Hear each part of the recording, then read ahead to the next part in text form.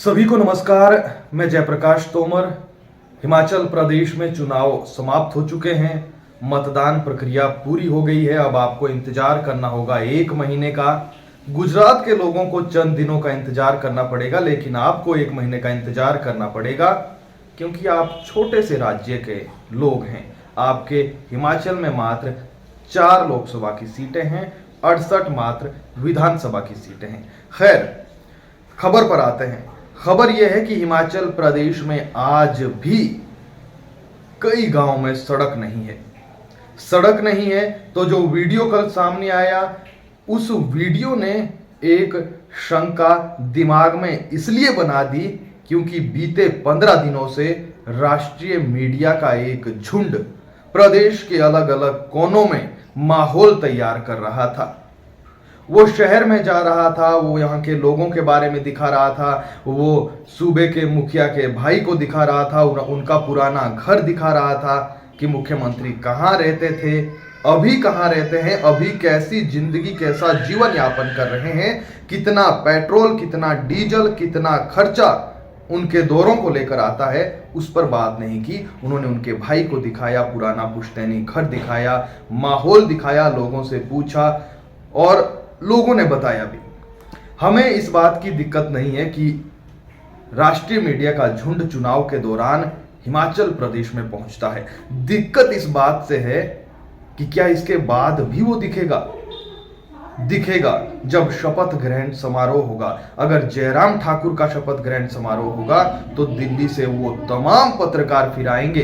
कांग्रेस का हुआ तो हो सकता है कम आए, लेकिन दिक्कत इस बात की है कि ये झुंड सिर्फ चुनाव के दिनों में क्यों दिखता है, यहाँ की समस्याओं को क्यों नहीं उठाता है।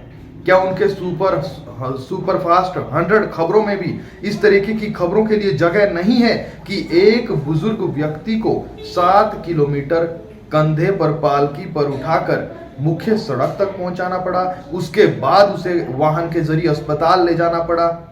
कितनी सस्ती है आम लोगों की जिंदगी हिमाचल प्रदेश में। और सरकार दावे कर रही थी कि हमने हर घर तक सड़क पहुंचा दी है, हर गांव तक सड़क पहुंचा दी है। लेकिन ये सिर्फ कुल्लू जिला का जिक्र नहीं है, सिर्फ कुल्लू की बात नहीं है। ऐसे कई गांव, कई इलाके, चंबा, सिरमौर, कुल्लू, मंडी, कई जगह पर अभी भी है। सवाल यही है कि चुनाव के दौरान जो ये झुंड दिल्ली से उड़कर यहां पर बैठ जाता है, ये उसके बाद क्यों हिमाचल की चर्चा नहीं करता। क्या ये हमारा कसूर है कि यहाँ 4 मात्र लोकसभा की सीटें हैं, छोटा सा सूबा है? नहीं, ये हमारा कसूर नहीं है। हमारा कसूर ये है कि हम वही हकीकत मान बैठते हैं जो उन टेलीविजनों पर दिखाया जाता है। खबर यह है कि कुल्लू के बंजार में आज भी आजादी के इतने दशकों बाद भी सड़क नहीं है।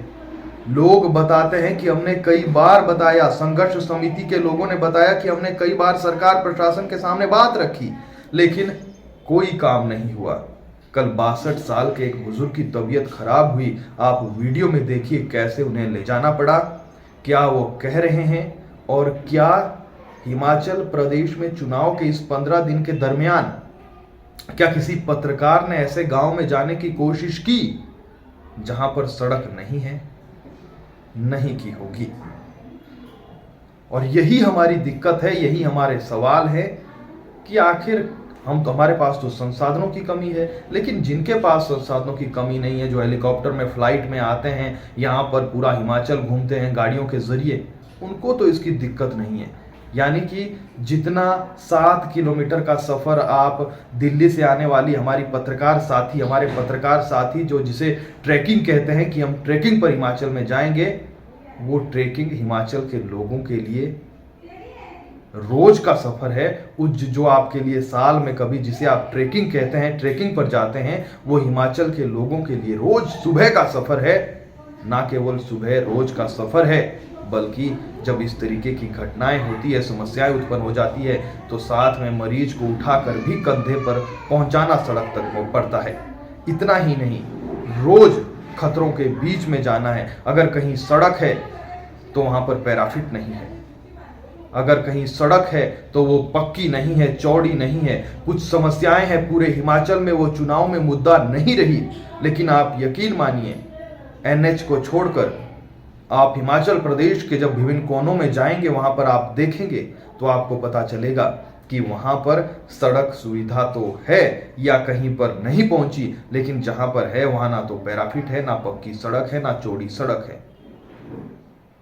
और एकमात्र हमारे पास विकल्प है पर्यटक।